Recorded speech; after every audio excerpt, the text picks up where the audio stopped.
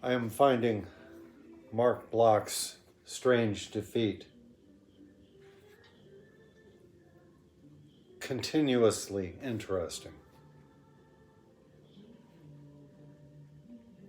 Let me read you 3 paragraphs. The first 2 are very short, and the final is very long, as far as paragraphs go.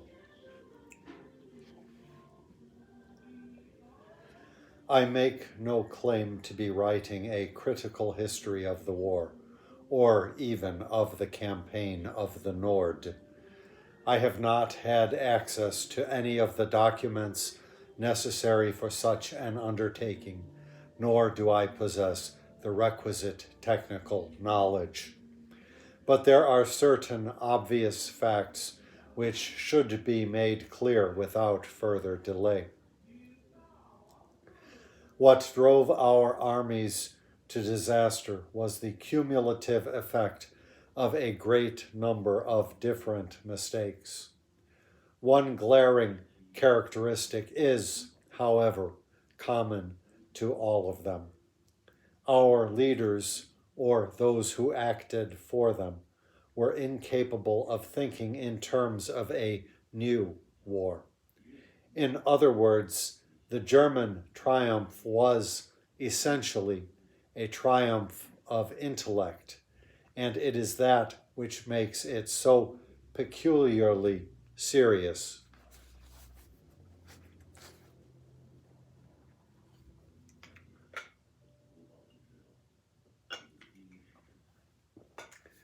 Let me be more precise. One fact, but that one of radical importance, differentiates our contemporary civilization from any of those that preceded it. Since the beginning of the 20th century, the whole idea of distance has changed. This alteration in spatial values came about in little more than a single generation. But rapid though it was, it has become so much a part of our mental habit that we are inclined to forget how revolutionary its effects have been. What is happening today may serve to open our eyes. The privations resulting from war and defeat have had upon Europe the repercussions of a time machine in reverse. We have been plunged suddenly into a way of life which, only quite recently, we thought had disappeared forever. I am writing these lines in my house in the country. A year ago, when I and the local tradesmen had all the petrol we needed, the county town on which the economic life of the district centers seemed close at hand. Now, when bicycles are the quickest means of transport available and heavy loads have to be carried in donkey wagons, every trip to market becomes a major expedition. We have gone back 30 or 40 years. The ruling idea of the Germans in the conduct of this war was speed. We, on the other hand, did our thinking in terms of yesterday or the day before. Worse still, faced by the undisputed evidence of Germany's new tactics, we ignored or wholly failed to understand the quickened rhythm of the times. So true is this, that it was as though the two opposed forces belonged, each of them, to an entirely different period of human history. We interpreted war in terms of assegai versus rifle, made familiar to us by long years of colonial expansion. But this time it was we who were cast for the role of the savage. So much of that obtains today. I should just interject the sentence, the ruling idea of the Germans in the conduct of this war was speed. That certainly corroborates my long ago researches on the German general Rommel. And I think that is a commonality often throughout these sorts of incursions historically. We see today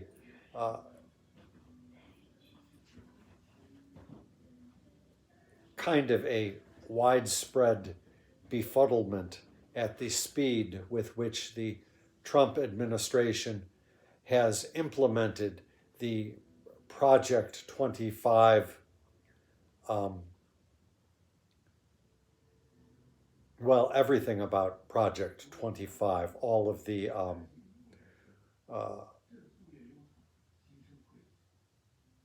once seemingly so far-fetched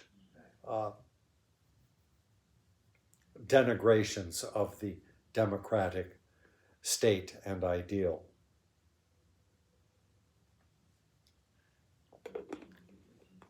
I don't think we have gotten up to speed.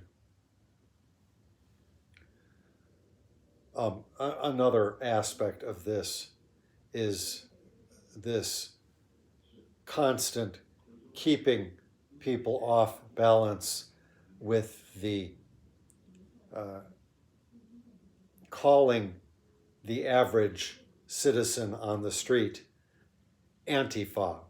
Antifa is a phrase derived from the words anti-fascist. And the administration is making news daily,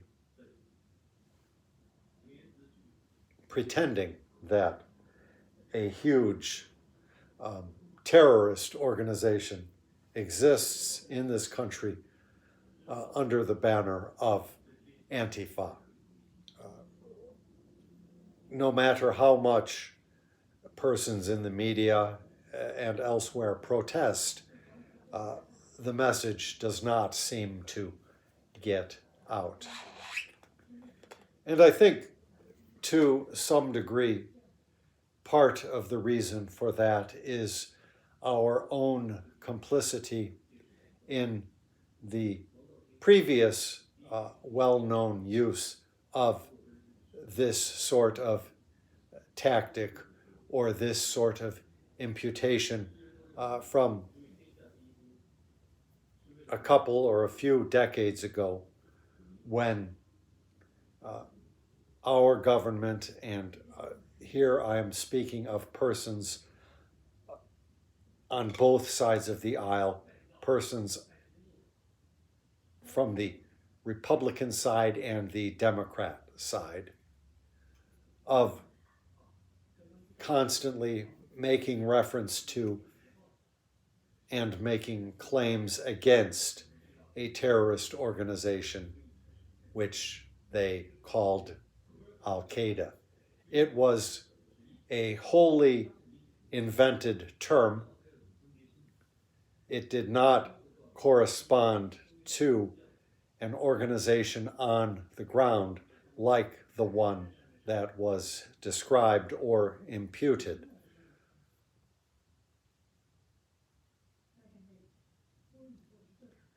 That is not to say that resistance movements did not spring up. And perhaps I will, I think I wrote something about it at the time. And if I can locate that, maybe I will make a video talking about it. But we en masse accepted this distortion of reality. And so now here in the United States, where resistance is beginning to spring up, it is inevitable when citizens and non-citizens alike are subject to egregious abuses, it is inevitable that resistance will spring up. And the longer this goes on, the more sophisticated that resistance will become. It is not as yet super sophisticated. I have made reference before on this channel to the story of a secret state by Jan Karski, and I will bring that out one of these days and read some choice paragraphs from that as well. I am currently involved in ice spotting, that is to say, making rounds to check the incursions of ice into our neighborhood.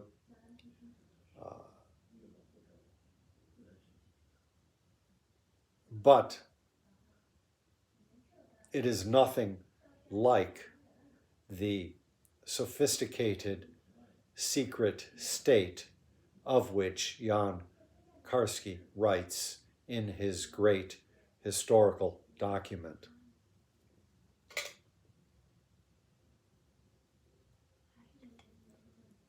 I would that we could eject these fascists sooner rather than later, so that the resistance movement does not have to grow and expand. But if the fascists persist in power, the resistance movement will also persist.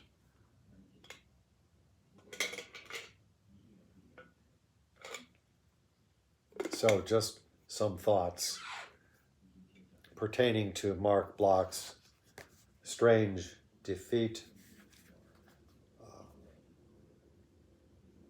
I am reading this less because I want to study the war in France as it led to the fall of France when the Nazis overran their defenses. But I want to just meditate on the figure of the historian Marc Bloch. After France fell, he became active in the resistance.